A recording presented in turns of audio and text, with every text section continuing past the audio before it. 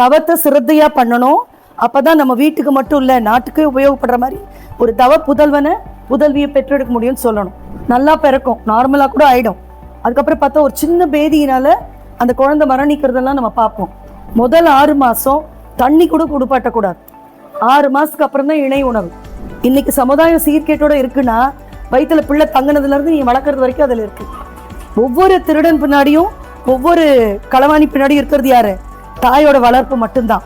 கருத்தரிச்சதுல இருந்து தாய்ப்பால் ஊட்டி வளர்த்து குறைஞ்சபட்சம் 5 to 7 வயது வரைக்கும் நெவர் லூஸ் யோர் கண்ட்ரோல். 7 வயசு வரைக்கும் உங்க கடிவாளம் உங்க குழந்தை மேல இருக்கணும். ஆனா எந்த மருந்து சாப்பிட்டாலும் தாய்ப்பால் வழியா சுரந்துதான் வரும். ஆகையினால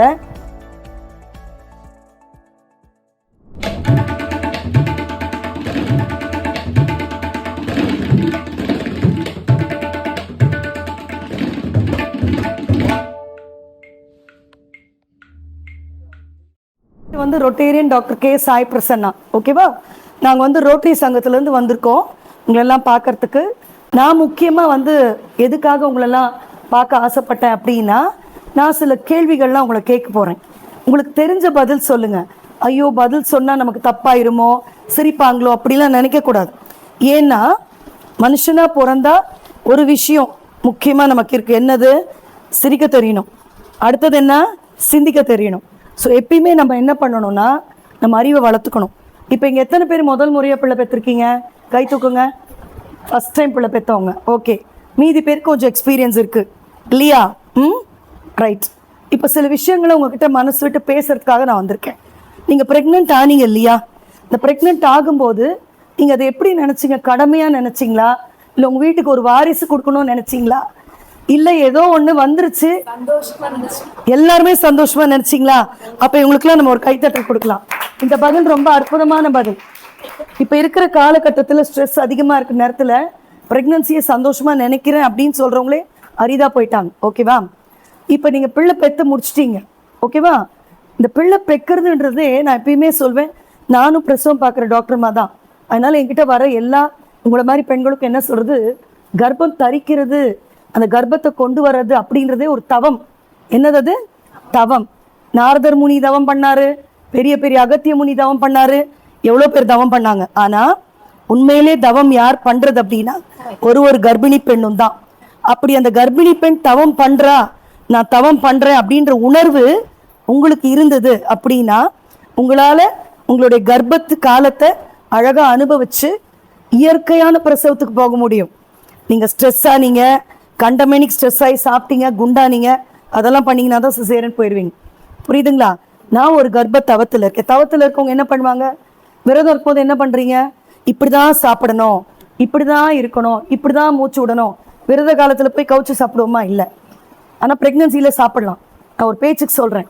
அப்போ அந்த விரத காலத்தில் எப்படி கண்ணும் கருத்துமா அந்த நாளை வந்து நீங்கள் கடைபிடிக்கிறீங்க? யாருக்கு? இறைவனுக்காக இல்லையா? உங்களோட இறைவன் யாரு? உங்கள் வீட்டோட இறைவன் யாரு? உங்கள் கையில் இருக்கிற வாரிசு. நான் எப்பயுமே சொல்கிறது உண்டு, வீட்டுக்கு வாரிசுன்னு நினச்சி தயவுசெய்து பிள்ளை பெக்காதீங்க. வீட்டுக்கு வாரிசு இல்லை, உங்களுடைய குழந்தை நீங்கள் பண்ணுற தவத்தினால அந்த பையனால் நாட்டுக்கே வாரிசாக கொடுக்கணும். நீங்கள் வீட்டுக்கு வாரிசு கொடுத்தீங்கன்னா நல்லா படிடா, கார் வாங்குடா, ஆத்தாளை நல்லா வச்சுக்கூடான்னு. அப்படி இல்லை. இந்த சமுதாயத்துக்கு உபயோகப்படுற மாதிரி ஒரு சிறந்த அரசியல்வாதியா, சிறந்த விஞ்ஞானியா, சிறந்த மருத்துவனா, சிறந்த கலெக்டரா உங்களால் பேசி பேசி வளர்க்க முடியும். அப்போ வயிற்றுக்குள்ளே குழந்தை இருக்கும்போது மட்டும் தான் பேச முடியுமா, காது கேட்குமான்னா பக்த பிரகலாதன் கதெல்லாம் பொய் கிடையாது. அதுக்கு நீங்கள் செய்யறது எல்லாமே கேட்கும். அப்போ அந்த கர்ப்ப காலத்தில் தவம் பண்ணுறவ தப்பு வார்த்தை பேசுவாளா? இல்லை. தவம் பண்ணுறவ கோவப்படுவாளா? இல்லை. இப்போ உங்களுடைய உணர்வுகள், உங்களுடைய உணவு முறைகள், உங்களோட உடற்பயிற்சி இதெல்லாம் நீங்கள் கரெக்டாக வச்சுருந்ததுனால தான் நீங்கள் நார்மல் கூட ஆயிருக்கலாம். இன்னும் ஏன்னா முதல் ப்ரெக்னன்சி, 2வது ப்ரெக்னன்சி இங்கே இல்லாத உங்கள் தோழிமார்களுக்கு இதை நீங்கள் சொல்லி தரணும். கர்ப்பம்ன்றது ஒரு தவம். தவத்தை சிரத்தையாக பண்ணணும். அப்போ தான் நம்ம வீட்டுக்கு மட்டும் இல்லை, நாட்டுக்கே உபயோகப்படுற மாதிரி ஒரு தவ புதல்வியை பெற்றெடுக்க முடியும்னு சொல்லணும். அப்போ ஒரு கர்ப்பிணி பெண் பிரசவம் ஆயிட்டீங்க, அதனால் அந்த பிரசவம் ஆன பிறகு இருக்கிற சில விஷயங்களை உங்களோட பகிர்ந்துக்க ஆசைப்படுறேன். இப்போ பால் கொடுக்கறது பற்றி வரலாம். ஓகேவா? ஏன்னா அதுதானே முக்கியமாக இப்போ பண்ண போகிறீங்க. பிரஸ்ட் ஃபீடிங் தான் முக்கியமாக பண்ண போகிறீங்க இல்லையா? அப்போ பால் கொடுக்கும் பொழுது என்னெல்லாம் உங்களுக்கு தெரியும்? ஏன் பால் கொடுக்கணும்? எதுக்காக பால் கொடுக்கணும்னு நினைக்கிறீங்க? தெம்பா இருக்கணும், நோய் எதிர்ப்பு சக்தி இருக்கணும். வெரி குட், கைத்தட்டு கொடுக்கலாம் உங்களுக்கு. Very good. எதனா ஒரு காரியத்துக்கு போகும்போது, ஒரு 10ஆம் கிளாஸ் பரீட்சைக்கு போறீங்க, அப்ப என்ன பண்றீங்க? டியூஷன் போறீங்க, இல்ல கணக்கு வரலாம் கணக்குக்கு படிக்கிறீங்க, ப்ரிப்பேர் ஆகுறீங்க இல்லையா? அது ஏன் கர்ப்பமாகும் பொழுதும் தாய்மாரா இருக்கும் பொழுதும் தாய்ப்பால் கொடுக்கும் போதும் அதை பற்றின அறிவை நம்ம சேகரிக்க மாட்டோம்? ஏன் ப்ரிப்பேர் ஆக மாட்டோம்? உங்க ஃப்ரெண்ட்ஸ்க்கு எல்லாருக்கும் சொல்லுங்க. இதுதான் மிகப்பெரிய எக்ஸாம். ஒரு மனுஷனுடைய வளர்ச்சியே அதோட வாரிசுகள்ல தான் இருக்கு, அடுத்தடுத்த தலைமுறை கரெக்டா போறதுல தான் இருக்கு. அப்ப அதை பத்தியான அறிவை நீங்க இன்னும் மேன்மேலும் வளர்த்துக்கணும். இப்ப தாய்ப்பால் கொடுக்கறது வந்து குழந்தை தெம்பா இருக்கணும், குழந்தைக்கு நோய் எதிர்ப்பு சக்தி இருக்கணும். வேற என்ன யோசிக்கிறீங்க? குழந்தைய சார்ந்து யோசிக்கலாம். குழந்தைக்கு என்ன பெனிஃபிட் கிடைக்கும்? இப்ப அவங்க நோய் எதிர்ப்பு சக்தின்னு சொன்னாங்க இல்லையா, அது ரொம்ப ரொம்ப ரொம்ப முக்கியம். நீங்க புட்டி பாலம் மற்றதெல்லாம் கொடுத்தீங்கன்னா ஜுரம் கழிசல் அதெல்லாம் வரும். இப்ப வந்துட்டு புட்டியை கழுவணும் இல்லையா, அதை கொதிக்க வைக்கணும், சுத்திகரிக்க வைக்கணும். இது இயற்கையான ஒரு உறுப்புல இருந்து அழகா சுரக்குது, எப்ப வேணாலும் குழந்தை குடிச்சுக்க முடியும். அந்த தாய்க்கு வந்து என்னெல்லாம் வந்து அந்த தாய்ப்பால்ல அவ்வளவு இம்யூனிட்டி பவர் இருக்கிறதுனால நீங்க எவ்வளவு நாள் பால் கொடுக்கலாம்னு நினைக்கிறீங்க? எவ்வளவு நாள் வரைக்கும் கொடுக்கலாம்? 2 இயர்ஸ். வெரி குட், 2 இயர்ஸ் கொடுங்க. ஆனா அந்த காலத்துல இப்ப இம்யூனிட்டி பத்தி சொன்னாங்க, அதை முடிச்சிடுறேன். நோய் எதிர்ப்பு சக்தி வந்து ஒரு குழந்தைக்கு ரொம்ப ரொம்ப முக்கியம். இப்ப நிறைய பச்சிளம் குழந்தைகள் வந்து நல்லா பிறக்கும், நார்மலா கூட ஆயிடும். அதுக்கப்புறம் பார்த்தா ஒரு சின்ன பேதியினால அந்த குழந்தை மரணிக்கிறதெல்லாம் நம்ம பார்ப்போம். தூங்கிட்டே இருக்கோம், காத்தால பார்த்தா இருக்காது. இந்த மாதிரி குழந்தைங்களாம் எடுத்து பார்த்தாக்கா மேல் உணவு கொடுத்துருப்பாங்க. அதில் ஒரு முக்கியமான காரணம், வேறு காரணம் இருக்கலாம். அது மாதிரி வேற புட்டிப்பாலோ இல்லை வேற எதனா கொடுக்கறதோ அதெல்லாம் பண்ணும்போது என்ன ஆகுது, இந்த மாதிரி விஷயங்கள்லாம் நடக்குது. ஆகையினால முதல் 6 மாதம், ஃபஸ்ட்டு 6 மாதம் தண்ணி கூட கொடுக்கக்கூடாது. எப்பெல்லாம் குழந்தை அழுவுதோ மார்போடு அணைச்சி பாசத்தோட முண்ட பால் கொடுக்கணும். புரியுதுங்களா? எப்பயுமே கேட்பாங்க அப்படியே குடிச்சுக்கிட்டே இருக்குமா, அப்படிலாம் இல்லை. ஒரு தாயும் ஒரு குழந்தையும் வேற வேற தான். உன்னோட குழந்தை பால் குடிக்கிற ஸ்டைல் வேற, ஒன்று ரஜினிகாந்த் மாதிரி, ஒன்று கமல்ஹாசன் மாதிரி, ஒன்று விஜய் மாதிரி. அதுக்கு ஒரு ஸ்டைல் இருக்கு. பசிக்கும் போது அது குடிக்கும், அவ்வளோதான். அதுக்கு நீ என்ன பண்ணணும்? அப்சர்வ் பண்ணணும். பால் கொடுக்கும்பொழுது தூக்கி வச்சுக்கிட்டு அதை பார்க்கணும், ஐ கான்டாக்ட் வைக்கணும்.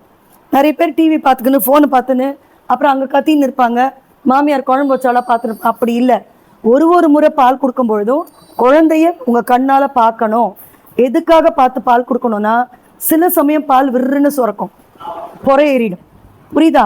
சில சமயம் பாலே வராது, சப்பி டயர்டாயிடும். ஆகையினால அப்பெல்லாம் சொல்லுவாங்க கண்ணாறு பற்றும் தனியா போன்னு. கண்ணாறு ஒன்று இருக்கா இல்லையா தெரியாது. தனியா போனா என்ன பண்ணுவேன்? மொத்த மார்பையும் திறந்து வச்சுக்குவேன். பால் கொடுக்கும்போது தனியா போயிட்டு மார்பு பூரா திறந்துக்கணும். இந்த நைட்டி ட்ரெஸ் பார்த்தாலே ரொம்ப வயிற்றுச்சல் எனக்கு. இதுல எங்கன்னா இருக்கா கேப்பு? இந்த ட்ரெஸ் குளிர் ஊருக்கு பண்ணது, நம்ம ஊர் வெய்ய ஊர், வேர்வையும் சேர்த்து கொடுத்துட்றீங்க. முடிஞ்ச வரைக்கும் மேலே ஒரு ப்ளவுஸ், கீழே ஒரு பாவாடை, ஒரு துணியை வேற போட்டுக்கோங்க. பால் கொடுக்கும்போது தனியான இடத்துக்கு போயிட்டு மார்பு ஃபுல்லாக திறந்து வச்சுக்கணும். என்ன பண்ணணும்? மார்பை ஃபுல்லாக திறந்து வச்சுக்கிட்டு குழந்தையோட தொப்பை உடம்பு எல்லாமே உங்கள் மார்போடு இருக்கணும். எப்படி குழந்தை வயிற்றுக்குள்ள ஒரு ஒடிவேல் ஜோக்கு இருக்கும் தெரியுமா? நான் மட்டும் கஷ்டப்படலையா, இருட்டு அறையில குந்திக்கிட்டு அப்படி டைட்டா உட்காந்துருந்தேன்னு. கர்ப்பப்பையில இருட்டா இருந்தது, அமுக்கமா சேஃபா இருந்தது. புரியுதா? அதே போல நீங்களும் குழந்தை அப்படியே மார்போடு அணைச்சிங்கன்னா அது கதகதப்போட இன்னும் கொஞ்ச நாள் சேர்த்து பால் குடிக்கும். குழந்தை பால் குடிக்கிற இடத்துல கண்டிப்பா சத்தம் இருக்கக்கூடாது. உங்களுக்கு பாட தெரிஞ்சா பாடுங்க, இல்ல பாட்டு சத்தம் கேளுங்க. அந்த நேரத்துல உங்க உறவினர்கள் யாருன்னா தப்பான வார்த்தை பேசுனா அதுதான் அது காதுல விழும், சப்கான்ஷியஸா போயிடும். அதனால்தான் பெரியவங்க கண்ணாறு படும் தனியா போய் பால் கொடுன்னு சொன்னாங்க. அதனால பால் கொடுக்கும் பொழுது அந்த டைம் உங்களுக்கும் உங்க பிள்ளைக்குமான டைம். தயவு செய்து அந்த டைம் அப்பதான் அதுக்கு தான் ஸ்பெண்ட் பண்ணணும். ஃபோன் பார்க்குறதோ மற்றது பார்க்குறதோ வீட்டு விவகாரத்தில் தலையிடுறதோ கூடாது. முதல் 6 மாதம் தண்ணி கூட குடுப்பாட்டக்கூடாது. 6 மாதத்துக்கு அப்புறம் தான் இணை உணவு. புரியுதுங்களா? அப்போ அந்த 6 மாதம் இது மட்டும் தான் கொடுக்கணும். அதுக்கப்புறம் 2 வயசு வரைக்கும் நீங்கள் தாய்ப்பால் கொடுக்கறதுக்கு முயற்சி பண்ணுங்க. தாய்ப்பால் நிறைய சுரக்கிறது இல்லைன்னு சொல்கிறாங்க. ஏன் சுரக்கிறது இல்லைன்னா, உங்கள் உணவில் ஒரு பிரதான பொருள் இருக்கணும். அது என்னன்னா இட்லி தோசை அதெல்லாம் இல்லை. கவுச்சு சாப்பிட்றவங்களா இருந்தால் முட்டை ஈரல் அந்த மாதிரி, கவுச்சு சாப்பிடாதவங்களா இருந்தால் தினைக்கும் உங்கள் கைப்பிடி இவ்வளோ பெரிய கிண்ணம் நிறையும் சுண்டல் சாப்பிடணும். புரதம் இருந்தாதான், தாய்ப்பாலில் புரதம் கொழுப்பெல்லாம் இருந்தால் தான் குவாலிட்டியாக சுரக்கும். புரியுதா? ஆகையினால சுண்டல், காய்கறி, பழம் இது 3 இருக்க மாதிரி பார்த்துக்கோங்க. உங்களுக்கு மலச்சிக்கல் இல்லைன்னா, உங்களுக்கு ஃப்ரீயாக இருந்ததுன்னா தாய்ப்பால் சுரக்கிறதுக்கு ஈஸியாக இருக்கும், குழந்தைக்கும் நல்லா இருக்கும். வெளி உணவுகள் சாப்பிடக்கூடாது. உங்களுக்கு நோய் வந்தால் குழந்தைக்கு கண்டிப்பாக போகும். முடிஞ்ச வரைக்கும் பிள்ளை பெற்றவங்க அப்போல்லாம் ஒரு சொலவிட உண்டு. பிள்ளை பெற்ற 1 வயசு வரைக்கும் வீட்டு வாசப்படி தாண்ட மாட்டாங்க, கோயில் குளத்துக்கு கூட போக மாட்டாங்க, சினிமா தியேட்டர் போக மாட்டாங்க. இப்போ ரொம்ப மனசு வலிக்குது 3 மாத பிள்ளைய தூக்கி 2 வீலரில் போகிறது, அதெல்லாம் பண்ணாதீங்க. நான் தான் தவம் சொல்லிட்டேன்ல, 1 வருஷம் வீட்டுக்குள்ளே பத்திரமா இருக்க முடியாதா? பணிக்கு போகிறாங்க, கவர்மெண்ட் ஜாப் போகிறாங்கன்னா அது வேற, புரியுதா? எந்த காலகட்டத்திலையும் தாய்ப்பால் கொடுக்கறத மறக்காதீங்க. ஒரு புறநானூற்று விஷயம் உங்களுக்கு சொல்லணும். அந்த காலத்தில் ஒரு கவிதை வரும். போர் செய்யறதுக்கு போகிறாங்க, போராடி போராடி அந்த ஊரில் இருக்கிற ஆண் மக்கள்லாம் இறந்து போகிறாங்க. கடைசி அந்த தாய் என்ன தெரியுமா பண்ணுறா?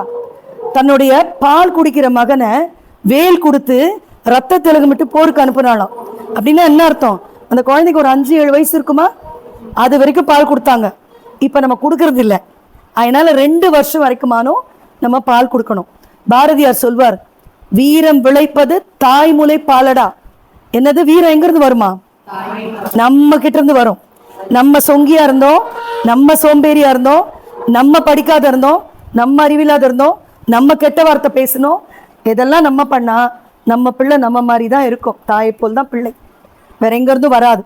ஆகையினால ஒரு பொறுக்கியோ ஒரு திருடனோ பார்த்தா நான் யாரையுமே திட்டுறதில்லை, அவங்க அம்மாவை தான் திட்டுவேன் ஃபர்ஸ்ட். என்னோட பழக்கம்.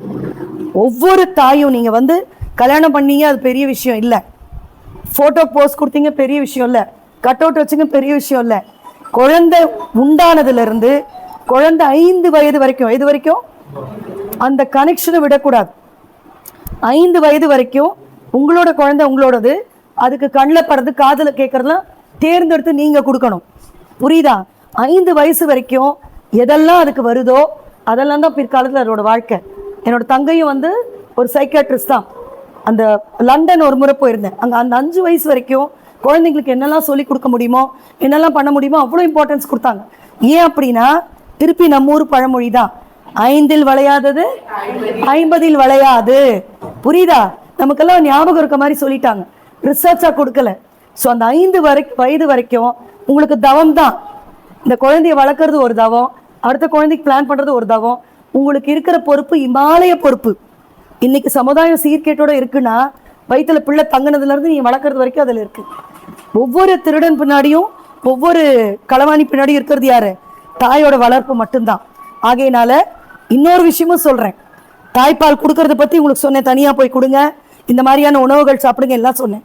இதெல்லாம் ஃபிசிக்கலாக, அதாவது புறம் வெளியிலேருந்து சொல்கிறது. மனசால சொல்லணும்னா, நீங்கள் வயிற்றுல இருக்கிற காலத்துலேருந்தே குழந்தைக்கு பால் கொடுக்குற காலம் வரைக்கும் உங்கள் குழந்தை என்னவாகணும் மனசால நினைச்சாலும் சரி, இப்படி ஆகணும்னு சொன்னாலும் சரி, கண்டிப்பாக அதுவாக தான் ஆகும். உங்களோட பொறுப்பு புரியுதாப்போ? அப்போ அந்த குழந்தைய கையில் ஏந்தி நீங்கள் சொல்லக்கூடிய வார்த்தைகள், உங்களோட எண்ணங்களை அதுக்கு செலுத்தலாம். அப்போ எவ்வளோ பெரிய விஷயம் அது. சத்ரபதி சிவாஜி பற்றி தெரியுமா உங்களுக்கு? தெரியாது. சத்ரபதி சிவாஜின்றவர் பிரிட்டிஷ் காலத்துக்கு முந்தி முகலாய பீரியட்ல இருந்தவர். அவர் அரச பரம்பரை கிடையாது. அவங்க அம்மா ஜிஜாபாய், அவங்க நீ வீரன் ஆகணும், எல்லாரையும் காப்பாற்றணும் சொல்லி வளர்த்ததுனால பெரிய சத்ரபதியே ஆகி முகலாய பேரரசுக்கே ஒரு சவாலாக இருந்தார். சரி, அது உங்களுக்கு புரியல. காந்திஜி தெரியுமா? காந்திஜி எல்லாருக்கும் தெரியும் இல்லையா? அந்த காந்திஜியோட அம்மா பொய் பேசாதன்னு சொல்லி தான் பொய் பேசாத ஒரு மகாத்மா இந்த தேசத்துக்கே கிடைச்சார். அப்போ அம்மாவோட இம்பார்ட்டன்ஸ் புரியுதா உங்களுக்கு? அம்மாவோட தவம் புரியுதா? ஒரு அம்மாவோட வலிமை புரியுதா? அது எங்கேருந்து தொடங்கணும்? கருத்தரிச்சதுலேருந்து தாய்ப்பால் ஊட்டி வளர்த்து குறைஞ்சபட்சம் 5லேருந்து 7 வயது வரைக்கும் நெவர் லூஸ் யோர் கண்ட்ரோல். 7 வயசு வரைக்கும் உங்கள் கடிவாளம் உங்கள் குழந்தை மேலே இருக்கணும். அது பெண்ணாக இருந்தாலும் ஆணாக இருந்தாலும் உங்களுடைய தாயின்ற பொறுப்பு வந்து மிக சிறந்தது, சால சிறந்தது. நீங்கள் தான் தெய்வம், வெளியில் எதுவுமே இல்லை. தாயிற் சிறந்ததொரு கோயில் இல்லை, புரியுதா? தாயை தாண்டி தான் தந்தை, தாயை தாண்டி தான் குரு, தாயை தாண்டி தான் தாத்தா பாட்டி, தாயை தாண்டி தான் எல்லாம். ஆகையினால டெய்லி உங்களோட தாய்மொழியில் உங்களோட பிள்ளைகிட்ட பேசுங்க. தெலுங்கா, மராத்தியா, வாட் எவர் இட் இஸ், அந்த தாய்மொழி தான் அதுக்கு வந்திருக்கு. ஆகையினால சும்மா அப்படி முறைச்சு பார்த்து பால் கொடுக்கக்கூடாது. பாடுங்க, பேசுங்க. நீங்கள் எத்தனை சொற்கள் கற்றுக் கொடுக்குறீங்களோ அத்தனை வார்த்தைகள் கற்றுக் கொடுக்க முடியும். வெறும் தாய்ப்பால் கொடுக்கறதுல மட்டுமே இவ்வளோ விஷயங்கள் இருக்கு. இதை பற்றி பேசுறதுக்கு ஒரு நாள் போதாது. ஆனாலும் உங்களுக்குலாம் உட்கார முடியாது, கையெல்லாம் போட்டிருக்கு. எங்களுக்கும் நாங்கள் போகணும். நீங்கள் இதுக்கப்புறம் உங்களுக்கு ஒரு ஹோம்ஒர்க் கொடுக்குறேன். யூடியூப்ல பாட்டு கேட்குறீங்களா? புஷ்பா புஷ்பா புஷ்பா கேட்குறீங்களா? அதெல்லாம் கேளுங்க, வேணான்னு சொல்லலை, அப் டு டேட்டாக கேட்கணும். ஆனால் தாயின்ற பொறுப்புக்காக தினம் 1 மணி நேரம் 2 மணி நேரம் பால் கொடுத்தா என்ன வரும், ஏது வரும் எல்லாம் தெரிஞ்சுக்கணும். தாய்ப்பால் கொடுக்கறது பிள்ளைக்கு மட்டும் இல்லை, உங்களுக்கு எலும்பு தேய்மானம் வராது, உங்களுக்கு மார்பக புற்றுநோய் வராது, உங்களுக்கு மென்டல் ஆக மாட்டீங்க. கத்துவீங்கல்ல புருஷங்கிட்ட, நான் ராத்திரிலாம் தூங்கல இல்லையா, இல்லை, குழந்தைய பார்த்து பார்த்து கொடுத்தீங்கன்னா அந்த இன்பத்தை உணர்ந்தீங்கன்னா புருஷங்கிட்ட கத்த மாட்டீங்க, வீட்டில் சண்டை கூட வராது. ஸோ உங்களோட மென்டல் ஃபிசிக்கல் எல்லாத்துக்கும் தாய்ப்பால் கொடுக்கறது ரொம்ப சிறந்தது. மேல் பால் கொடுக்கறது எவ்வளோ தவிர்க்க முடியுமோ தவிர்த்தீங்கன்னா நலம். புரியுதா? முடிஞ்ச வரைக்கும் கொடுங்க. தாய்ப்பால் சுரக்கலைன்னா போஸ்ட்நேட்டல் வார்டுக்கு அப்புறம் சைல்டு வார்டு இருக்கும், அங்கே போயிட்டு கேளுங்க என்ன சாப்பிட்டா வரும், என்ன பண்ணணும், உங்களோட அறிவை நீங்கள் வளர்த்துக்கோங்க. புரியுதா? 3 வயசு வரைக்கும் கூட தாய்ப்பால் கொடுக்கலாம், தப்பு இல்லை. ஐயோ வெக்கமா இருக்கு, ஒன்றும் பிரச்சனை இல்லை, அது உங்களுடைய உரிமை, அது உங்களுடைய பெருமை. பெருமையாக உணரணும். தாய்ப்பால் கொடுக்கறது நம்ம பெருமை, உரிமை. அதை நீங்கள் உணர்ந்து நீங்கள் கொடுக்கணும்னு நான் ரொம்ப ஆசைப்படுறேன். இப்போ உங்களுக்கு ஏதாவது கேள்விகள் இருந்தால் என்கிட்ட நீங்கள் கேளுங்க. ஒரு 5 கேள்விகள் உங்களுக்கு சொல்கிறேன். ஏன்னா நான் மடமடமடன் மழை மாதிரி பேசிட்டு ஒரு அம்மா வந்தாங்க பேசுனாங்க, பாதி தான் மண்டையில் எடுத்து சொல்லக்கூடாது. ஒரு 5-6 கேள்விகள் என்ன கேளுங்க. என்ன டவுட்டாக இருந்தாலும் உங்களுக்கு நான் எக்ஸ்பிளைன் பண்ணுறேன். ஓகேவா? நான் உங்களெல்லாம் பார்க்கறதுக்காக திருவண்ணாமலையிலேருந்து வந்திருக்கேன். எங்கேருந்து? திருவண்ணாமலையில். தீபம் டிவியில் பார்த்துருப்பீங்க. முடிஞ்ச வரைக்கும் தாய்ப்பால் கொடுக்குற வரைக்கும் நல்லதையே கேளுங்க, நல்லதையே சொல்லுங்க, நல்லதையே பாருங்க. உங்கள் வீட்டில் எடுத்து சொல்லுங்க உங்கள் கணவர்கிட்ட, இப்படி ஒரு அம்மா வந்தாங்க, அவங்க வந்துட்டு அமைதியாக இருக்க சொன்னாங்க, தவம் பண்ண சொன்னாங்க, சண்டை போடுறதோ பிரச்சனை பண்ணுறதோ இதெல்லாம் குழந்தை முன்னாடி பண்ணாதீங்க, அன்பால சொல்லி புரிய வைங்க. ஓகேவா? உங்களுக்கு என்ன கொஸ்டின்ஸ் இருக்கு? ஏதானும் கேள்விகள் இருக்கா? நம்மளுக்கு ஃபீவர் வருதோ இல்லை நம்மளோட உடம்புல ஏதாவது பிரச்சனை வராது, குழந்தைக்கு தாய்ப்பால் கொடுக்கக்கூடாது அப்படின்னு சொல்றாங்க. அவங்க கேட்டது ரொம்ப நல்ல கொஸ்டின். தாய்ப்பால் கொடுக்கும்பொழுது தாய்க்கு ஃபீவரு நோய் வந்தால் தாய்ப்பால் கொடுக்கலாமான்னு. இதுக்கு பதில் என்னன்னா, என்ன ஆனாலும் தாய்ப்பால் கொடுக்கலாம். இப்போ நமக்கு 102 அடிக்குதுன்னு வச்சுக்கோங்க, குழந்தைய தாய்ப்பால் கொடுத்த உடனே தூரம் வச்சிடணும். உங்களுக்கு உங்கள் வீட்டில் அப்பத்தாவோ அம்மாவோ இருப்பாங்க, அவங்கள டேக் கேர் பண்ண சொல்லுங்க. புரியுதுங்களா? உங்களுக்கே உடம்பு சரியில்லை, எதுவாக இருந்தாலும் உங்கள் கைகளை சுத்தமாக கழுவிக்கோங்க. காலையில் ஒரு ஜாக்கெட், சாயங்காலம் ஒரு ஜாக்கெட் மாற்றிக்கோங்க. பால் கொடுத்தது மார்பகத்தை க்ளீன் பண்ணிக்கோங்க. அந்த இனிப்பு அதெல்லாம் இருந்ததுன்னா உங்களுக்கு வெடிப்பெல்லாம் வந்துடும். சும்மா ஈர துணி தொட்டு க்ளீன் பண்ணி க்ளீனாக வச்சுக்கோங்க. ஃபீவர்லாம் இருந்தாலும் உங்களுக்கு பேதி இருந்தாலும் தாய்ப்பால் கொடுக்கலாம். கொடுத்துட்டு கொஞ்சம் தொலைவில் வச்சுக்கோங்க. அதே மாதிரி சளிகிளி இருந்ததுன்னா முகத்தை இப்படி அழகாக மூடிக்கணும். எப்பயுமே வந்து இப்படி மூடிட்டு கொடுப்பாங்க கிராமத்தில், பார்த்துருக்கீங்களா? அது ஒரு மெத்தடு. நம்மளுடைய மூச்சு காத்தோ நம்ம கிருமியும் போகாது இருக்கிறதுக்காக. யாருன்னா இருந்தாண்டில்ல, அதனால உங்களுக்கு சளிகிளி இருந்தால் குழந்தை மேலே அப்படி துணி போட்டுட்டு கொடுத்துட்டு தூரம் வச்சிருங்க. தாய்ப்பால் கொடுக்கறத மட்டும் நிறுத்தக்கூடாது. உங்களுக்கு வந்து உடம்பு சரியில்லைன்னா தாய்ப்பால் கொஞ்சம் குறையும். அது குறையாத சுரக்கிறதுக்கு நீங்கள் நிறைய தண்ணி குடிச்சுக்கிட்டே இருந்தீங்கன்னா சுரக்க ஆரம்பிச்சிடும். அந்த குவாலிட்டி கொஞ்சம் கம்மியாக இருந்தால் கூட, எப்பயுமே ஒரு விஷயம் என்னன்னா, குழந்தை மாரில் வாய் வச்ச உடனே அந்த பெண்ணுக்கு ஒன்றுமே இல்லைன்னா கூட கடவுள் வந்து அவ்வளோ அழகாக இயற்கையை படைச்சிருக்காரு, தாய்ப்பால் சுரந்துடும். புரியுதா? அந்த முளை காம்பு அந்த சதையெல்லாம் எடுத்து ஃபுல்லாக உள்ள துருத்துங்க, அதுவே குடிச்சு ஒரு ஷேப் பண்ணிக்கும். புரியுதுங்களா? ஆகையினால கிடைக்காதுன்னு நினைக்காதீங்க. நினைப்பு தான் குழப்ப கிடைக்கும். எனக்கு கிடைக்கும், நான் கொடுப்பேன், அதை திருப்பி திருப்பி சொல்லுங்க. மூளை தானா அந்த ஆக்சிடோசின்ற ஹார்மோனை சுரக்கும். அந்த ஹார்மோன் வந்துட்டு உங்களோட கர்ப்பப்பையை கரெக்டாக வச்சுக்கும், உங்களுக்கு சந்தோஷத்தை கொடுக்கும். புரியுதா?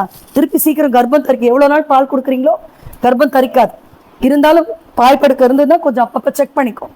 இவ்வளோ பெனிஃபிட்ஸ் இருக்குது. அதனால இயற்கை அவ்வளோ அழகாக வடிவமைச்சிருக்கு. எந்த நோய் இருந்தாலும் நீங்கள் தாய்ப்பால் கொடுக்கலாம். புரியுதா? வேற என்ன கொஸ்டின்ஸ் வச்சுருக்கீங்க? வெக்கப்படாதீங்க. உங்களெல்லாம் வெளியே போக சொல்லிட்டுமா? ஜென்ஸ் எல்லாம் வெளியே போக சொல்லிட்டு கேட்குறீங்களா?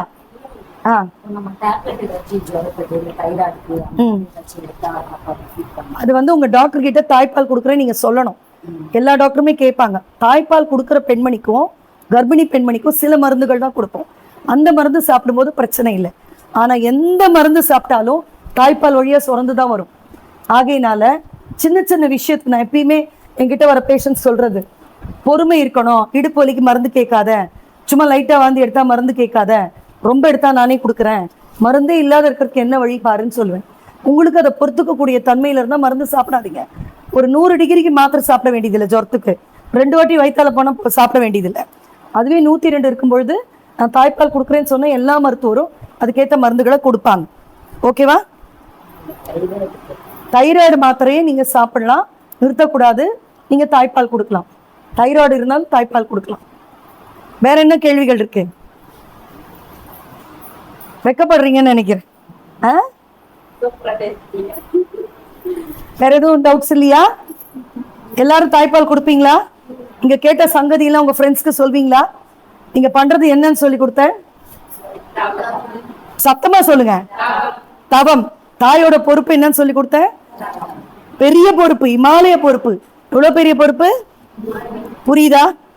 யார் தெய்வம்? இந்த சமுதாயத்தின் தெய்வம் யாரு? நீங்க தான். நீங்க தான் சமுதாயத்தின் தெய்வம். தெய்வம் கரெக்டா இருந்தா இந்த சமுதாயம் சீர்கெடாது. புரியுதா? ஆகையினால இன்றிலிருந்து உங்களோட பொறுப்பை உணர்ந்து கர்ப்பம் தரிப்பது முதல் கொண்டு பிள்ளையை 7 வயது வரைக்கும் வளர்ப்பது வரைக்கும், நீங்க 7 வயசு வரைக்கும் கொண்டுட்டீங்கன்னா அதுவே அது பார்த்தவங்களுக்கு சொல்லி கொடுத்துரும். உங்களுடைய தவம் பெரிது, உங்களுடைய தவம் வலிது. தெய்வங்கள் எங்கேயும் இல்லை, கோயில் இல்லை. இன்னைக்கு நிறைய பேர் கோயில் போயிட்டு வந்தாங்க. எனக்கு எப்பயுமே பிரெக்னென்ட் விமன் தான் கோயில் சொல்லுவேன். ஒரு புள்ளத்தாச்சிக்கிட்டையும் சொல்லி கொடுத்து நீ நல்லா பண்ணுன்னு சொல்வேன். என்னை பொறுத்த வரைக்கும் சமுதாயத்தின் தெய்வம் எங்க இருக்குதுன்னா ஒவ்வொரு தாய்கிட்டையும் தான் இருக்கு. புரியுதா? அதை உணர்ந்து நீங்க உங்களுக்கு கடவுள் பிளஸ் பண்ணிருக்கு, இயற்கை பிளஸ் பண்ணிருக்கு. அழகான குழந்தையோட வீட்டுக்கு போறீங்க. ஐயோ அப்படின்னு ஒரு நிமிஷம் கூட சலிக்க கூடாது. புரியுதா? எவ்வளோ பெரிய வரத்தை வாங்கியிருக்கேன். இதை நான் வீட்டுக்கு வாரிசு இல்லை, நாட்டுக்கே வாரிசா வளர்ப்பேன். ஒரு சத்ரபதி சிவாஜி மாதிரி, மகாத்மா காந்தி மாதிரி, நேதாஜி சுபாஷ் சந்திர போஸ் மாதிரி, புரியுதா, ஒரு காமராஜர் மாதிரி இப்படி நீங்க வளர்த்து விட்டீங்கன்னா இந்த சமுதாயம் எப்படி இருக்கும்? நல்லா இருக்குமா? நீங்க எல்லாரும் ஒரு தெய்வத்தாயா, நல்ல பால் கொடுக்கிற, சமுதாயத்துக்கு உபயோகமுள்ள பிள்ளையை வளர்க்குற ஒரு நல்ல தாய்மார்களாக மிளிர வேண்டும், ஒளிர வேண்டும் அப்படின்னு உங்களை எல்லாரையும் பிளஸ் பண்ணி, எனக்கு 60 வயசு ஆயிடுச்சு, அதனால உங்களை எல்லாம் பிளஸ் பண்றேன். பிளஸ் பண்ணி விடை பெறுகிறேன். நன்றி, வணக்கம்.